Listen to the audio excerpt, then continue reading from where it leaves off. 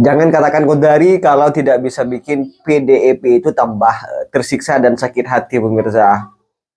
Ingat, memori saya paling kuat tentang Pilkada Jakarta 2017 itu adalah soal larangan masyarakat untuk menyolatkan seorang nenek yang mendukung Ahok itu. Betul.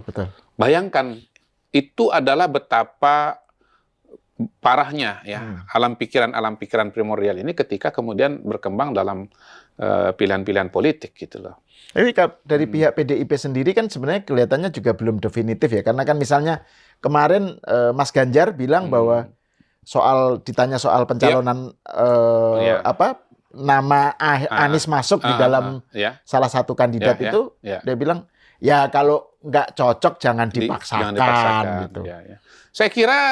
Saya kira pada hari ini ya, dalam konteks residu 2024, saya udah nggak punya residu lagi dengan Mas Ganjar dan Ahok. Sama kita, Mas Ganjar. Pak Ahok kita sama.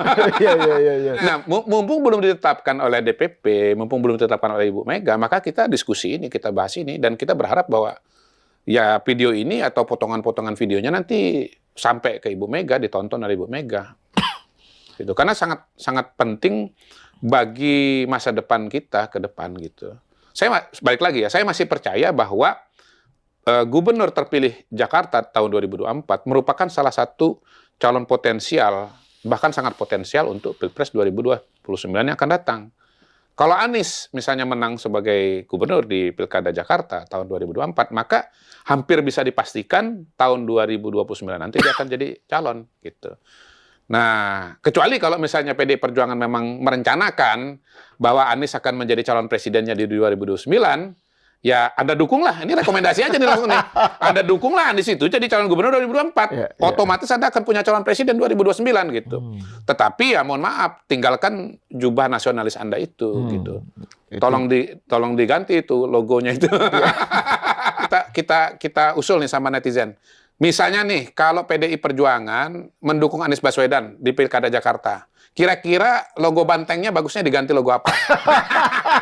Pasti rame nanti yang komentar. Saya sendiri kan sudah menceritakan kinerjanya, sumur resapan yang tidak membawa daya manfaat, apa yang dilakukan oleh Presiden Jokowi yang begitu baik di Jakarta tidak dilanjutkan, rumah untuk penggemblengan anak-anak agar punya suatu semangat berkemajuan, pelebaran sungai, mencegah banjir, itu kan tidak dilakukan.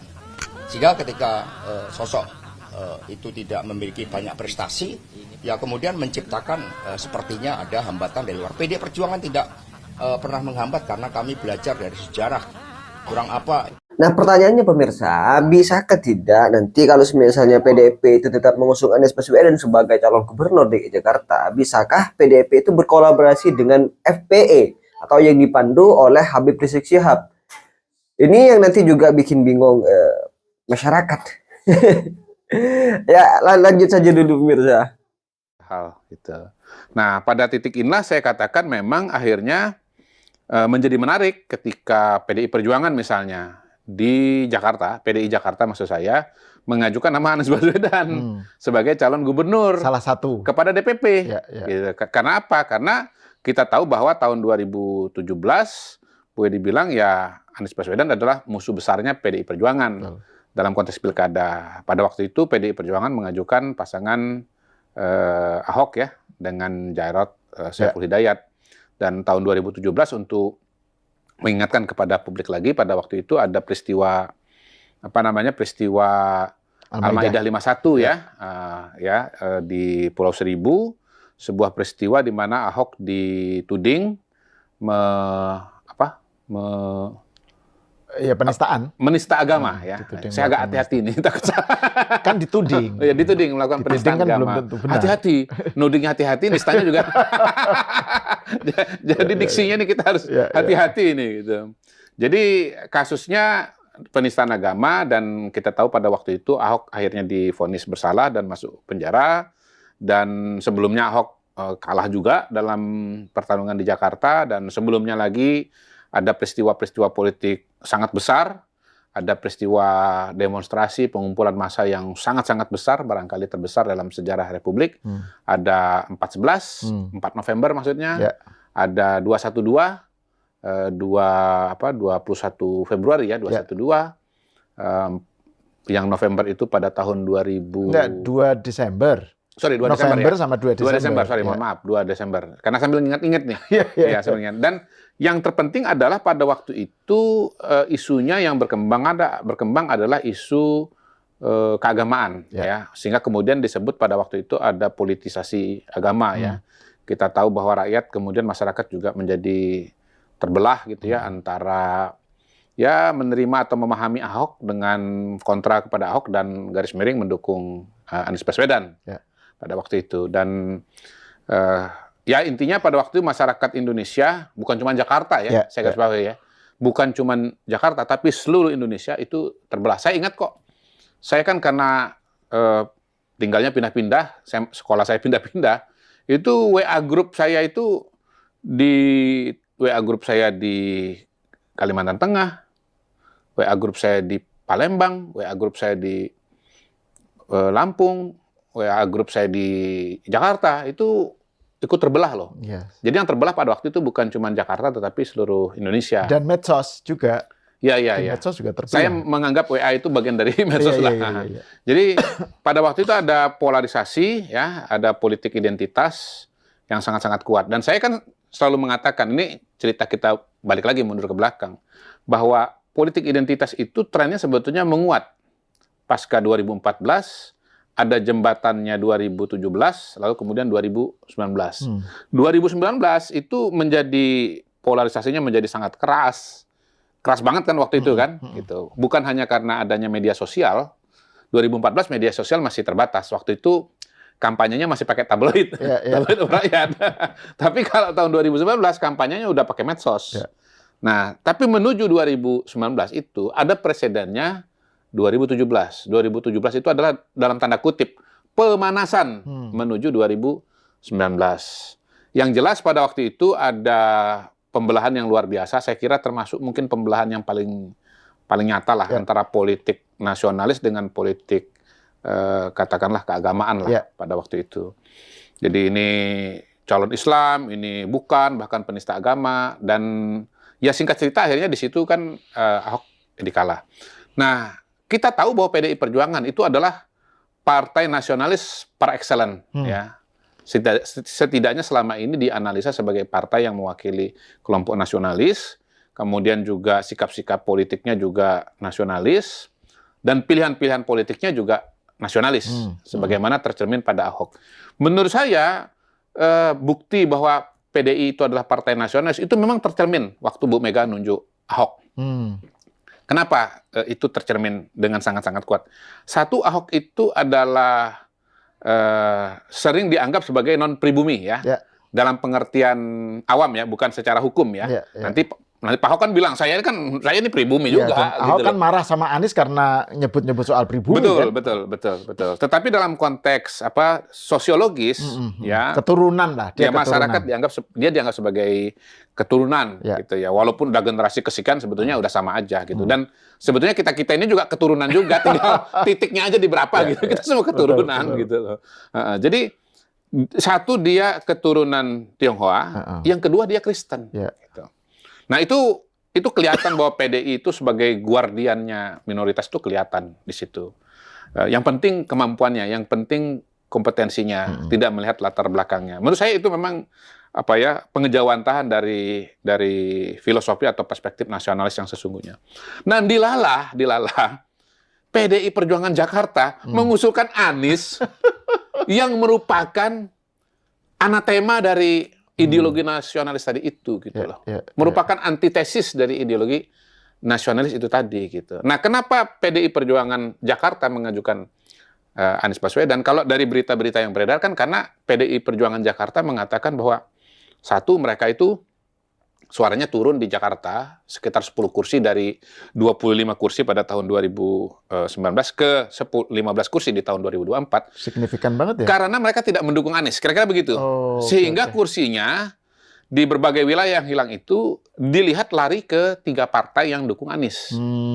Jadi ini alasan pragmatis, ini alasan elektoral. Kira-kira ini berpikir linearnya, Bu Mega, kalau PDI Perjuangan Jakarta kira-kira dialog dengan Bu Mega ya. Bu, ayo kita dukung Anies supaya tahun 2029 kursi PDI Jakarta Balik lagi. 25 lagi.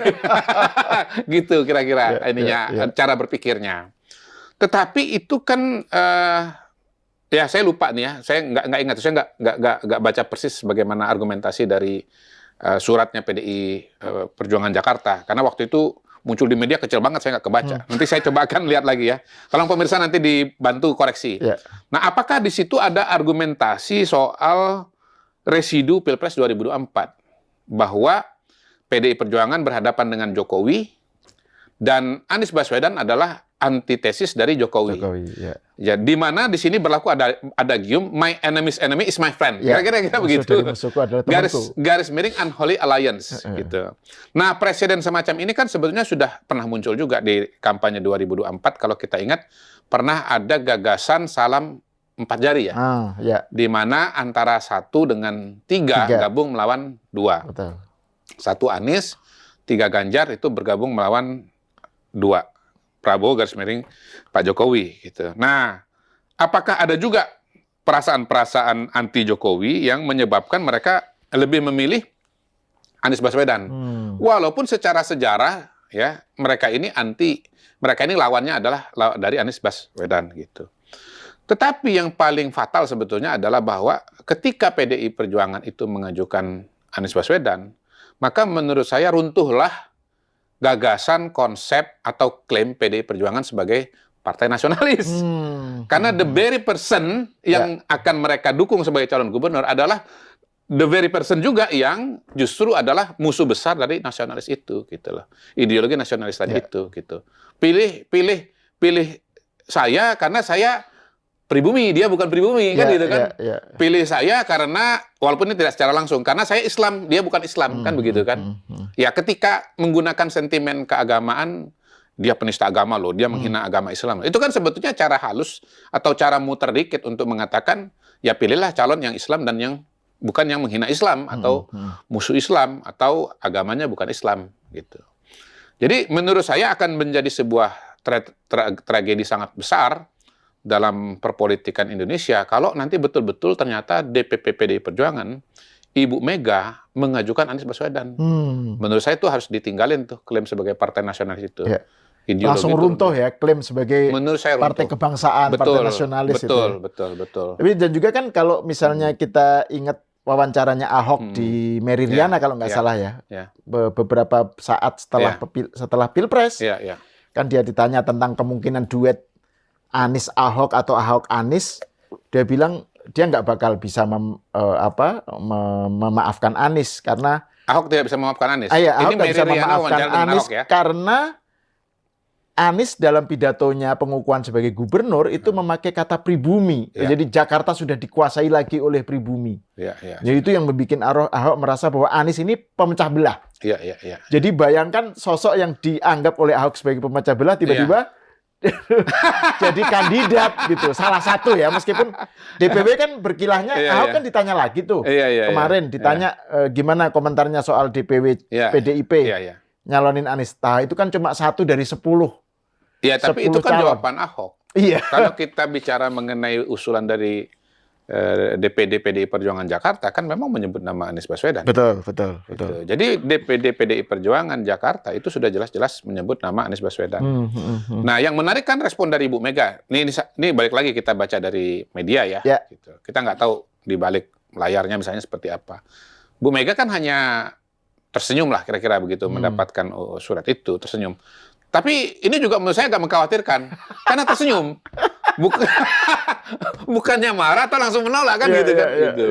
Jadi ini kan sebetulnya antara ideologi dengan perasaan ini nanti siapa yang menang. Betul. Jadi Bu Mega ini kan menurut saya nanti akan berada pada tarik-menarik 2 kutub. Kutub perasaan dengan kutub ideologi.